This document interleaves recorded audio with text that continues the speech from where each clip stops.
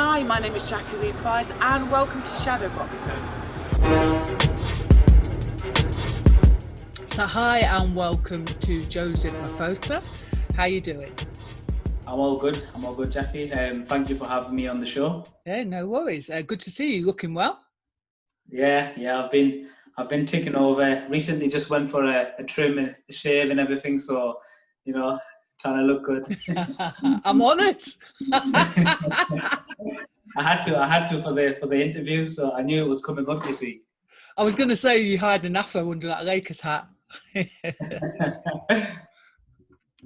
Are you not? It's all shaven and cut down, is it? I've actually had a cut recently. Fresh. So I thought, you know what? Let me wear the hat, try to look a bit cool. So that's how it is. Yeah, nice. So, firstly, congratulations on signing with MTK Global. Nice work. Thank you. I'm really looking forward to obviously the future now, being handled by MTK Global.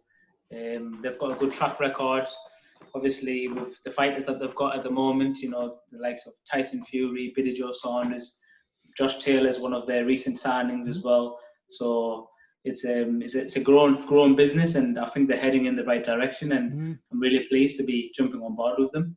Yeah, most definitely. So let's go back right to the beginning for the people that may not know you from the amateur scene. So you emigrated from Zimbabwe, didn't you? From the age of 9, you came to the UK. What was that like for you coming from there to the UK? Like, what were the sort of noticeable differences? The first thing I'd definitely say the weather. That was a big difference. Obviously, coming from such a hot place and then landing at Heathrow Airport where it was freezing cold. But to be honest, it was just completely different lifestyle to back at home. You know, the way people live over here. It's a better lifestyle, obviously, and heading to school. I really enjoyed it. Me and my brothers were just sort of got used to the system pretty quickly, and we made friends, and we, at school very quickly, and it was easy to just fit in with everyone else. Was there any difficult? Sorry, say that again. Sorry. And everyone was very welcoming as well. You know, at the school, the teachers, everyone was really good to us. Was there any difficult times though throughout your childhood living in Middlesbrough? Yeah, so the area I used to live was called Park End area in Middlesbrough. It's well known to be a little bit of a rough area, in Middlesbrough, and we obviously faced racism here and there growing up, which was tough, to be honest. Just a young kid growing up and people saying this and that, and going after your dad's property, this and that. It was quite hard coming up actually in Middlesbrough. But over time, I realised that the more you get to know people and find out exactly what they're all about, that maybe it's just a fear thing, maybe they don't really understand you or they don't know what you're about. But once you get to know people and you become friendly with them, and it's all good from there. Yeah. So how would your parents sort of tell you to deal with the racism? Was it kind of get out there and get hold of them, or try to be polite? Well, my dad was a maths teacher, so he was pretty strict in his ways, He didn't like us getting any sort of trouble at school or outside on the streets. It was all, good discipline. If anything happens to you, just come home and we'll sort everything. Even with my mother's side, to be honest, it was just the safety that they were more worried about. They just wanted us to be happy and safe in that environment, and just stay away from trouble. Yeah, most definitely. So what about some memorable moments throughout your childhood? What moments to stick out for you? I'd say just being back at home in Zimbabwe, playing with family, having the big barbecues at Christmas, which is obviously a little bit different to this side, where you wake up, you open your presents, you have your Christmas dinner and stuff. Back at home it was like they kill a cow, they slaughter a cow or whatever, and it's a big massive party all all day and night. So I'd say that was a good memory. Just playing with your friends and just being happy, really, in the sun, and having a good time. At that young age, I didn't really see the poverty side of it. I didn't really see the bad side of living back at home. It was just growing up as a kid. That's all I knew. That's all we all knew. So you just get what you're given, and you just be happy with it. You know what? Your face just lit up when you were talking about memories of home. And do you still get back to Zimbabwe anytime? I haven't been able to go back yet, which I'm really disappointed about. I really want to go back home and just see my roots, and see how things have changed, how the friends that I used to have there have grown up as well. So I had planned to go back in 2021. So fingers crossed that still comes through, and we'll see what it's like. But I'm really looking forward to that. Yeah. So let's talk about your amateur game. You became an amateur at 13 for Middlesbrough ABC. Yeah, that's right. I trained at Middlesbrough ABC, where I was coached by Tony Whitby and another coach called Will. I got into it just to trial it out as a fitness training. I don't think that I was going to compete at any good level or anything like that. It was more just, friends are doing it, let me go down and try. Because as a young kid, I was always into football, always into running. I did a lot of sports like badminton as well, so I had a lot of energy. And then one day I just thought, let me go along with the guys and see what boxing is all about. And I just really enjoyed it from day one. Really, I never looked back. I read somewhere that one of your influences was Bernard Hopkins. You'd seen a clip. Could you talk me through that clip? Do you remember which one it was, and what is it about that clip that inspired you to start boxing? I think just his style, how crafty he is, and how clever he was in the ring, and he also had that sort of character, didn't he? Really, he's got his own sort of personality, Bernard Hopkins, and that sort of stuck with me.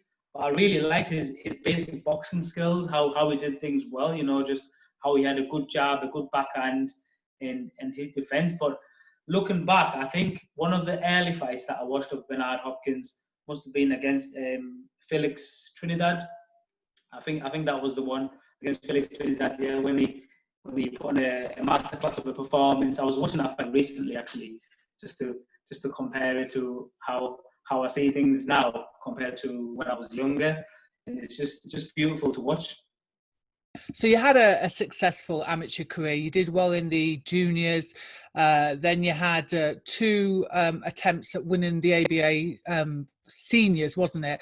Once against Reece Bellotti, and the second one against Sonny Edwards, who's doing quite well in the pro scene now. What would you say, back then? When did you kind of define, before the ABAs, when did you define, like, I'm actually quite good at this? Was there a moment that you were like, actually, I could go all the way with amateur boxing? Well, it was at the start, really, because I had a good track record early on. I was winning a lot of matches, and I remember, I think it was my fifth bout, the regional championships were on, and I boxed a guy who had at least 20 fights by then. He'd been to the championships before, and I beat him. And then on the same day, because back then you were able to box twice in one day in the championships, at a young age. And then I had to come back a few hours later to box another good prospect as well. And I beat him as well to win the regional area championships. And I thought, what, this is my sport. I'm enjoying this. I can do good things in the sport. After beating those guys, it just gave me that boost and gave me a lot of confidence to think, let me really stick at it. Let me stick at it and see how far I can go. Can you name a few other people that were sort of on the squad or around Team GB at the time? Yeah, there was a lot of good fighters at the time that I was there. The guys that I can think of now were the likes of Josh Kelly, Joshua Boazzi. I actually was on the trials with Troy Williamson, Lyndon Arthur, Leon Woodstock as well. He was on the trials with me. A lot of good fighters. and we all just sort of spared each other on, to be honest. Just because you were around such good talent, you knew that you had to put on a good show, and you had to impress. You had to look better than the next man, and that's what I always excel to do. Yeah, you've named some really big names there, and I think every single one of them has transitioned into the pros, haven't they? Yeah. Most of the guys now, they've all turned professional, and a lot of them, they're doing really well in the sport. Yeah, yeah. So what about your mum and dad? How did they feel when you first said you were going to do boxing, and then you sort of started to make great success? Did that sort of change their opinion at all? Yeah, well, at first, my mother, she wasn't very pleased that I was taking up a sport like boxing. Getting punched in the face for a living. She wasn't really keen on me going down to the gym and obviously sparring and going into competitions and stuff. But my dad has always been a supporter from day one. He's always been keen from day one. He always took me to the gym. He always bought me new equipment if I needed it. He always motivated me as well. Actually, we used to do a lot of running together at 6 a.m. in the morning before school, and before he went to his job as a teacher. We used to do a little bit of running together. So that just gave me a bit of a buzz as well. Give me a bit of energy. But over time, both parents they loved the idea, because I was coming back and I wasn't getting hurt, and I was happy. I was enjoying myself. And they could see the hard work and all the dedication that I had towards the sport, and they were all for it then. I think that's a beautiful story of your dad getting up in the morning, because the amateurs really is a lot of stuff is done in the gym, but then there's a lot of stuff that you are required to do outside of the gym as well, isn't there? Yeah. With regard to mummy though, what day was it that she was like, or what fight was it? She was like, okay, I'm on board with this.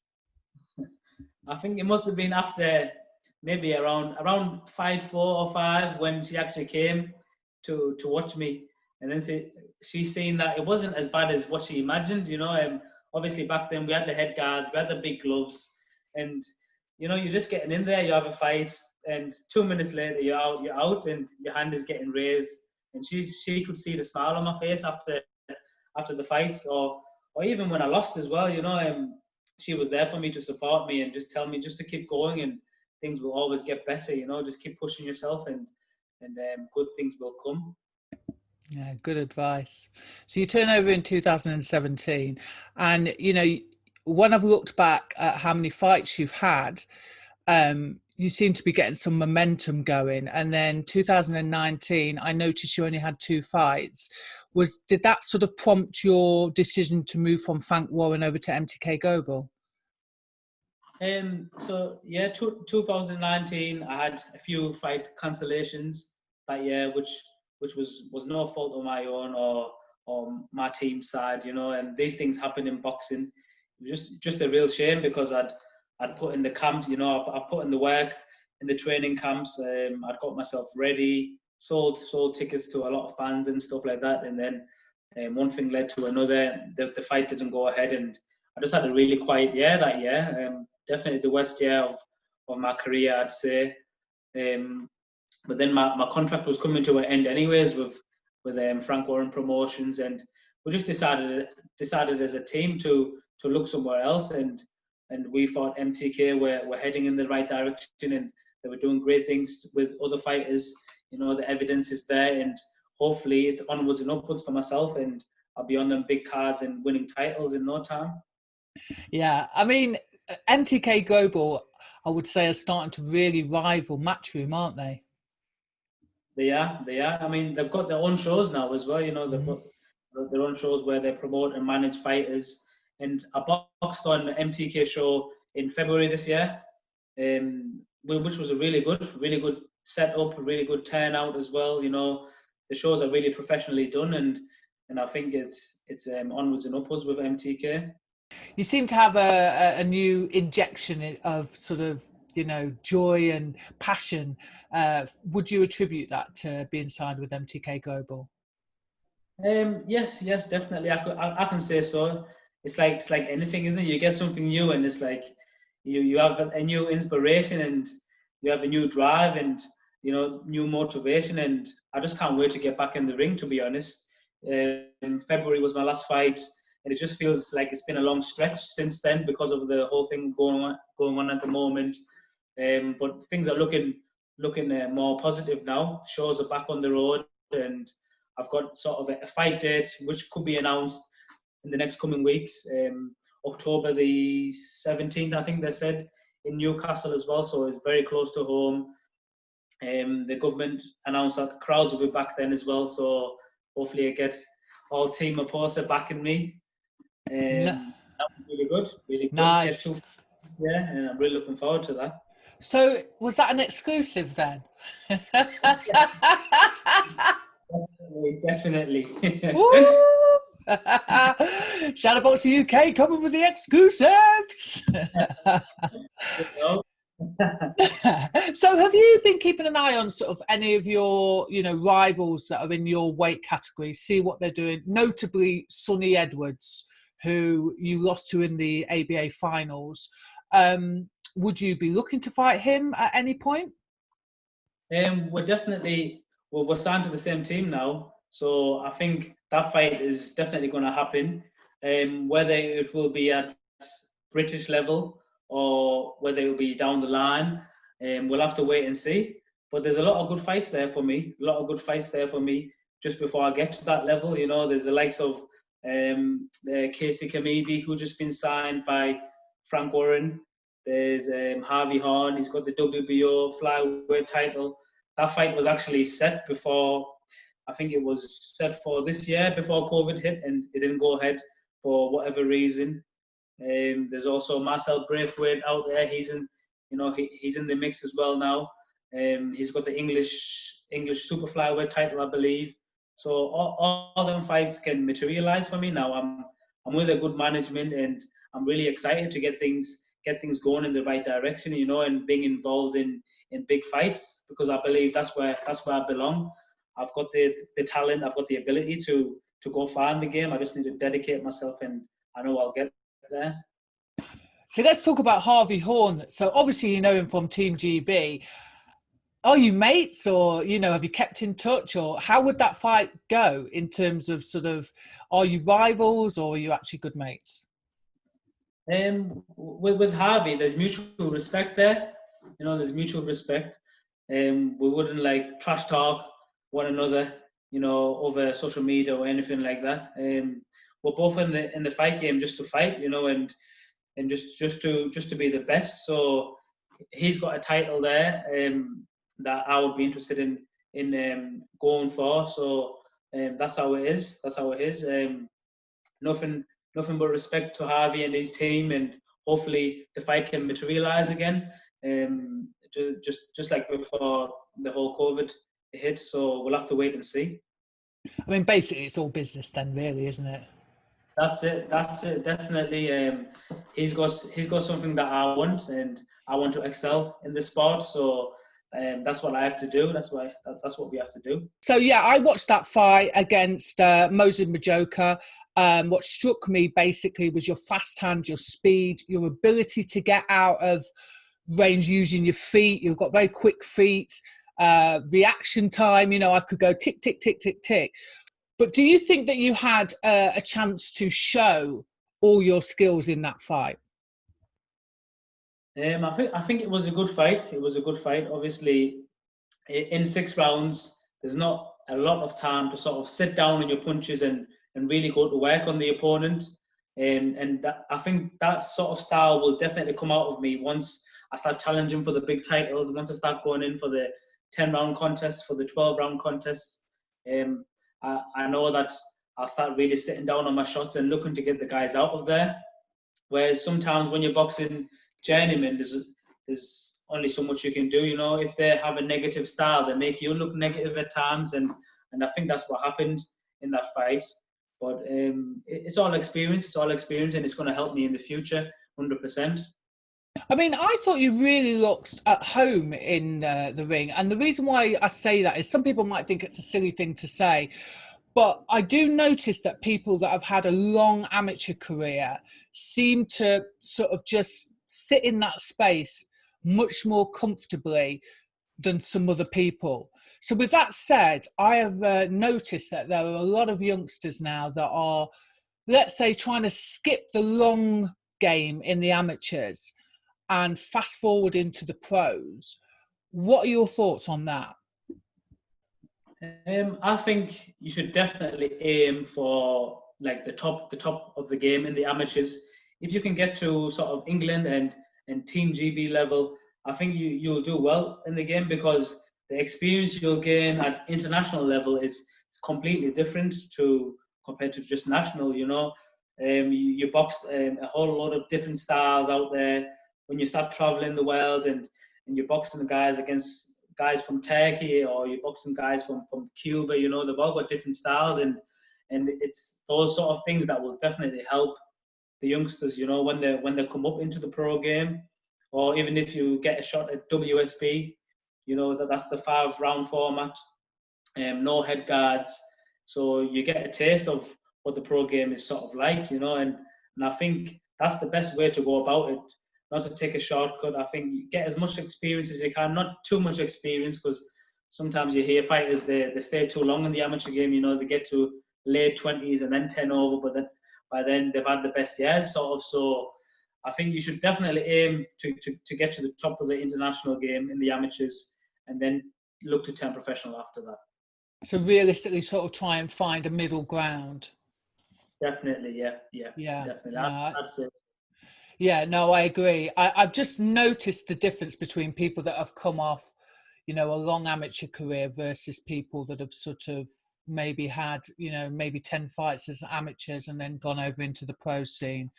But one thing that you're probably going to be experienced with, and don't take this the wrong way, but you guys are now going to be boxing behind closed doors.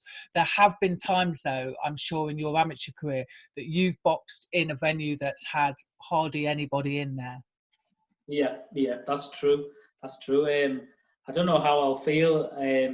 Obviously, boxing behind closed doors with no fans at all. You haven't got that sort of that energy from all your supporters pushing you on. So you just got to find that drive from somewhere.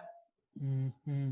What happens if so say now you got an opponent now and you get to sort of the final fight week and you have to have all those checks and temperatures taken and COVID-19 check. What if one of you were positive? Does the person that's negative still have to foot the bill for their own sort of fight camp? Because I'm guessing you'd have to shell out loads. It's not your fault. What happens then? Yeah, so that's sort of the downside of the game, to be honest. You only get paid in boxing when you fight.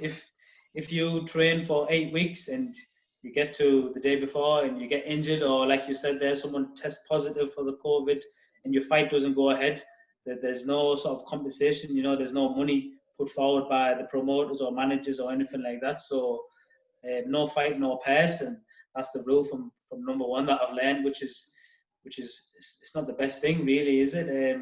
It's a tough game, so you just have to make sure everything's 100% before going in. Do you have any thoughts on what promoters could do for fighters in that situation, even if it was like a basic wage, or what would you suggest? I think it would be good if there was some sort of maybe an insurance put in place, just in case something like that does go ahead. Then at least the fighter can get reimbursed for his camp and what he's put in.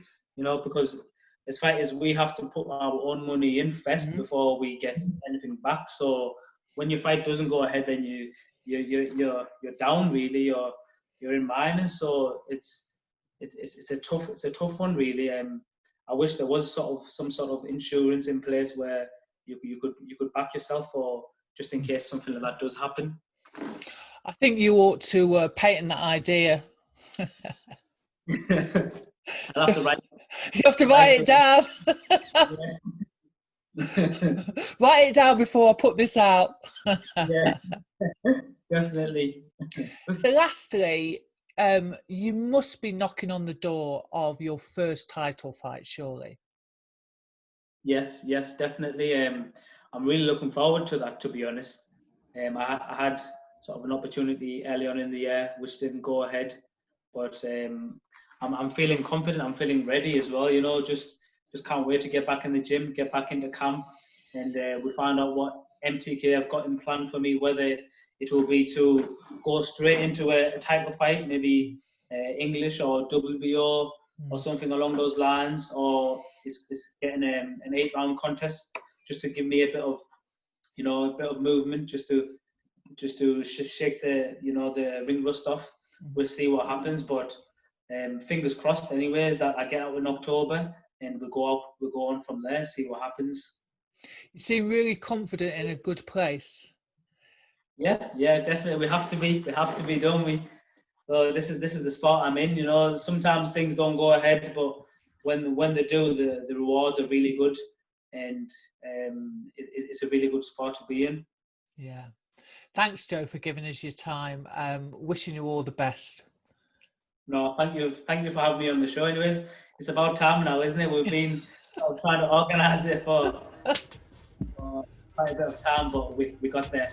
Thank you so much for having me on. All good things come to those that wait, Joe. That's the one. My time is coming. If you like this video, please go ahead and give it a thumbs up. If you're not a subscriber of Shadowboxruk UK, we'd love to see you, so please go ahead and subscribe now.